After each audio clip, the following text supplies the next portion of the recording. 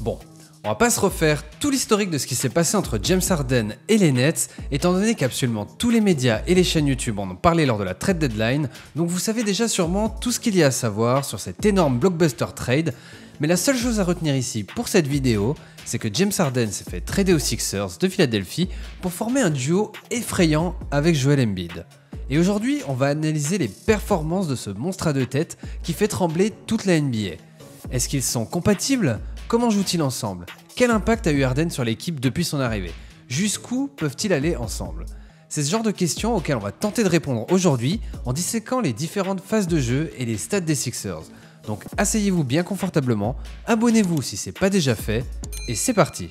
Il n'y a pas si longtemps que ça, juste avant la trade deadline, James Harden connaissait une saison un peu compliquée entre les changements de règles au niveau de l'arbitrage qui lui demandaient plus d'adaptation que les autres joueurs, son manque de forme physique, quelques soucis de blessure et surtout une sensation de manque de motivation et d'implication ont fait que beaucoup commençaient à murmurer que le bonhomme était fini et que limite c'était un mauvais trade pour Philly d'avoir lâché Ben Simmons pour le récupérer. Et franchement, c'est vrai que sa façon de jouer commençait à un peu inquiéter. Il avait toujours des moyennes plus que correctes de 22,5 points, 8 rebonds et 10,2 passes que beaucoup de joueurs rêveraient d'avoir en vrai, mais qui restent bien inférieurs à ce qu'Harden est capable de faire.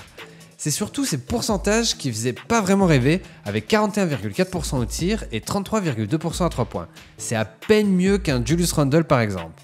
Et le plus inquiétant, c'était son implication, qui semblait vraiment limite dans certains matchs, et c'est un des problèmes récurrents avec Harden. C'est que le gars, il est talentueux de fou, mais quand ça va pas trop dans la tête, il met plus aucune volonté et montre clairement sur le terrain qu'il en a marre. C'est ce qui s'est passé quand il voulait partir de Houston, et c'est ce qui s'est passé sur la fin avec les Nets. Et là, comme il est de nouveau heureux, tout d'un coup, son niveau de jeu redevient celui qu'on connaît. Depuis son arrivée à Philly, il compile 26,8 points, 7,5 rebonds et 12 passes décisives avec des pourcentages impressionnants de 59,2% au shoot et 50% à 3 points. Surtout, on le sent de nouveau en forme physiquement, en forme mentalement, il est appliqué et se donne à fond et ça change tout pour lui et ça change aussi tout pour les Sixers. Parce que les Sixers, ils ont clairement changé de dimension depuis son arrivée, ce qui rabat vraiment les cartes dans la conférence Est.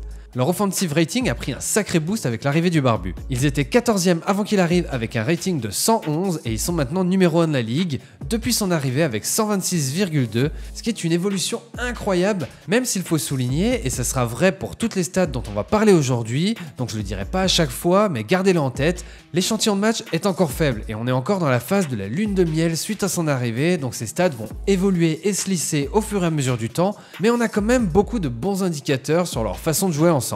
On va commencer par la nouvelle arme numéro 1 des Sixers, le pick and roll James Harden, Joel Embiid. Une équation qui semble pour le moment insoluble. Un des meilleurs joueurs de pick and roll de l'histoire avec le pivot le plus dominant de la ligue depuis le Shaq. Embiid, il jouait pas tellement de pick and roll avant ça, il préférait largement l'isolation au poste bas. Mais depuis qu'Harden est là, il en joue énormément plus. Et à deux, ils sont capables de scorer de toutes les manières possibles. On a d'abord bien sûr le drive d'Harden jusqu'au panier qui est toujours efficace avec la plupart du temps un bloc posé du côté lui permettant de driver sur sa main gauche. On voit ici qu'une fois que le bloc est posé par Embiid, le défenseur est complètement dans les choux, ce qui laisse Harden en 1 contre 1 contre le pivot adverse et il peut driver jusqu'au panier. Pareil ici où Harden se retrouve en 1 contre 1 contre Julius Randle après le bloc posé par Embiid. Et bien évidemment, lorsque ce n'est pas Harden qui drive, il sert Embiid sur le roll et là, ça devient vraiment dangereux. Parce qu'on a vu pendant des années ce qu'Harden avait été capable de faire avec un pivot qui roule bien comme Capella par exemple. Il est vraiment expert dans le timing de la passe pour le big man qui roule et quand le big man en question, c'est Joel Embiid, je vous laisse imaginer les dégâts. Et puis non en fait, je vais pas vous laisser imaginer, je vais plutôt vous les montrer. Ici Embiid pose un écran à Harden et coupe vers le panier. Barrett switch sur Embiid, mais Robinson reste lui aussi sur Embiid. Harden recule pour faire son step back, ce qui du coup fait réagir les deux défenseurs qui se précipitent sur lui en laissant Embiid tout seul. Harden le sert donc. Randle fait une rotation correcte, mais Embiid est trop proche du panier et c'est impossible de l'arrêter. Ici, toujours contre les Knicks, on a un pick and roll dans l'aile pour qu'Harden puisse driver sur sa main gauche. Robinson est en couverture basse pour couvrir ce drive. Fournier est pris dans l'écran et est en retard. Harden attend le moment exact où Robinson sera complètement engagé vers lui pour faire une passe à rebond magnifique à une main pour Embiid qui a le champ libre pour scorer. Ici contre Minnesota, Kat défend lui aussi en couverture basse.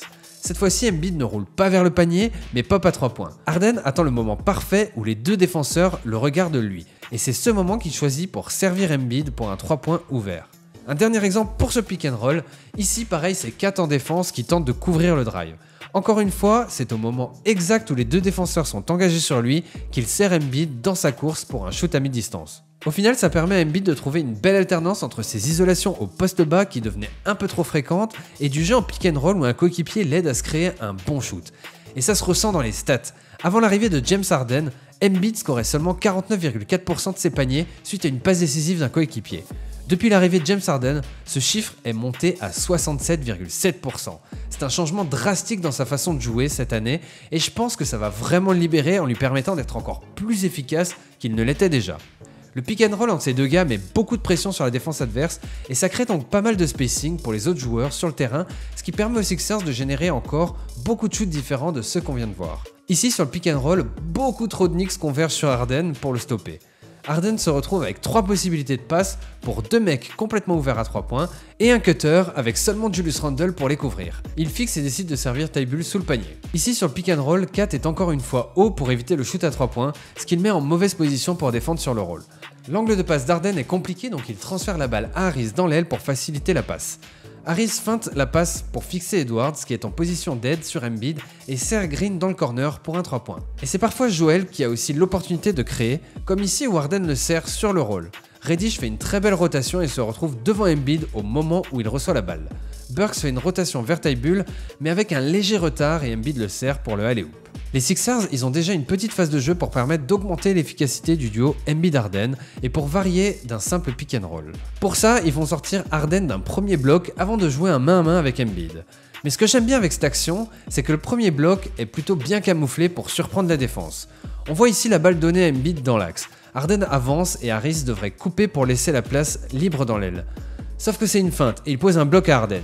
Ça met déjà Barrett en retard avant qu'Harden ne fasse un main à main avec Embiid qui roule directement au panier pour obliger la défense à faire un choix très rapide entre lui et Harden. Les Knicks choisissent Harden et Randle, qui aurait pu switcher sur Embiid, ne réagit pas et reste sur son joueur. Harden serre Embiid sous le panier pour un dunk facile. Même action ici, on voit Thybulle venir du corner et s'arrêter pour poser son écran à Harden, qui reçoit ensuite le main à main d'Embiid. Harden drive et Fournier switch sur lui. Robinson se tourne pour regarder Harden qui envoie Embiid au alley-oop. Enfin ici c'est Harden qui est dans l'aile, donc le premier pick ne va pas être camouflé mais c'est la même action. Il reçoit un écran d'Harris puis le main à main d'Embiid. Il y a moins de décalage créé sur celui-ci donc Harden drive sur Kat qui est obligé de reculer pour ne pas laisser Embiid passer dans son dos, ce qui laisse assez d'espace à Harden pour entrer un flotteur. La venue d'Harden a aussi permis aux Sixers de nettement améliorer leur pourcentage à 3 points.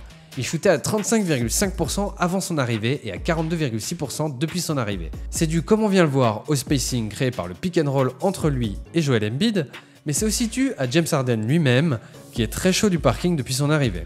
Ça permet notamment à Philly de se reposer sur lui sur de l'isolation, une arme qu'il ne possédait pas vraiment avant son arrivée. On les connaît bien maintenant, ces dribbles entre les jambes, avant de faire un step back contesté, et pour le moment, il est très efficace. Le fait d'avoir Harden avec eux, ça leur permet également d'avoir toujours un top joueur sur le terrain, puisqu'il peut gérer l'attaque avec les remplaçants quand Embiid va se reposer. Et il le fait plutôt bien. Déjà, comme on l'a vu, il peut scorer de manière efficace en isolation, que ce soit en drivant ou avec son step back à 3 points, mais il peut aussi jouer du pick and roll avec eux et les trouver pour des shoots complètement ouverts. Sur cette action, c'est Tobias Harris qui fait un pick avec Harden, et les Knicks défendent un peu mollement. Harden déclenche directement une passe dans le dos avec un timing parfait pour un shoot à 3 points de Tobias Harris. Cette fois-ci, c'est Georges Niang qui vient poser un écran et qui le glisse. La petite accélération d'Harden fiche Obi Toppin qui aide sur le drive et Harden sert Niang pour un 3 points complètement ouvert. Et pour l'instant, Niang bénéficie vraiment de la présence d'Harden avec de super shoots complètement ouverts. Cette action, c'est la même dont on parlait avant avec Niang qui vient du corner pour poser un bloc à Harden avant un main à main avec Millsap. Deux Cavs restent devant Harden pour l'empêcher de driver et Kevin Love descend pour couper le rôle de Millsap. Harden fait la bonne lecture et sert Niang pour un 3 points. Harden c'est aussi un excellent passeur en transition et c'est une qualité qui manquait à Philly depuis que Ben Simmons ne jouait plus. Bien que leur style soit très différent puisque Simmons était une locomotive qui menait la transition en courant à toute vitesse, alors qu'Harden est plutôt un initiateur qui sert rapidement les joueurs en pleine course ou en position à 3 points. Ici par exemple, après le rebond, Harden envoie une balle dans le dos de la défense pour Thybulle qui courait en contre-attaque. Ici, c'est moins des contre-attaques, mais plutôt des phases de transition où la défense n'est pas correctement en place et Harden sert directement le coéquipier qui a un avantage. Là, il remonte la balle et on est quasiment sur du jeu de demi-terrain. Mais il voit que les Wolves ne sont pas encore tout à fait en place, avec un défenseur un peu paumé au milieu, c'est forcément que quelqu'un est seul quelque part, et Harden trouve rapidement que c'est Harris et le sert pour un shoot rapide à 3 points. Sur cette action-là, Embiid prend le rebond et donne la balle à Harden. Randle tente une interception, ce qui n'est pas très malin, et le met complètement dans le vent. C'est pas une contre-attaque, mais Harden sait qu'ils sont 5 contre 4, donc il pousse rapidement la balle pour exploiter la situation. Il sert Embiid en pleine course et c'est carrément impossible pour la défense d'arrêter ce train-là une fois lancé.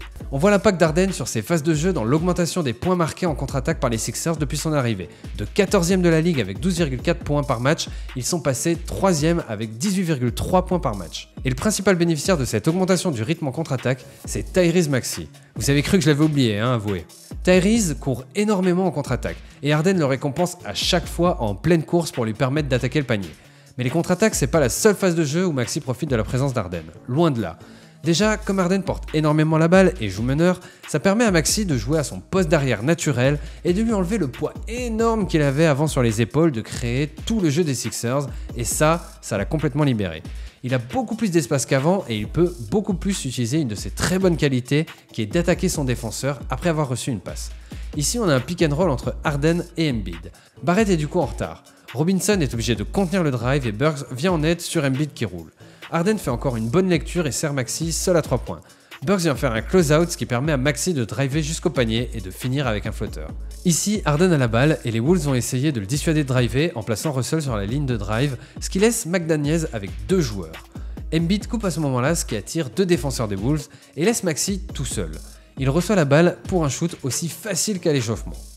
Encore une fois, c'est le pick and roll entre Embiid et Harden qui va lui permettre d'avoir de l'espace. 2 Cavs se retrouvent à essayer d'empêcher le drive d'Harden et Markkanen s'occupe d'Embiid. Maxey est servi dans le corner et va attaquer le close-out de Markkanen pour driver jusqu'au panier.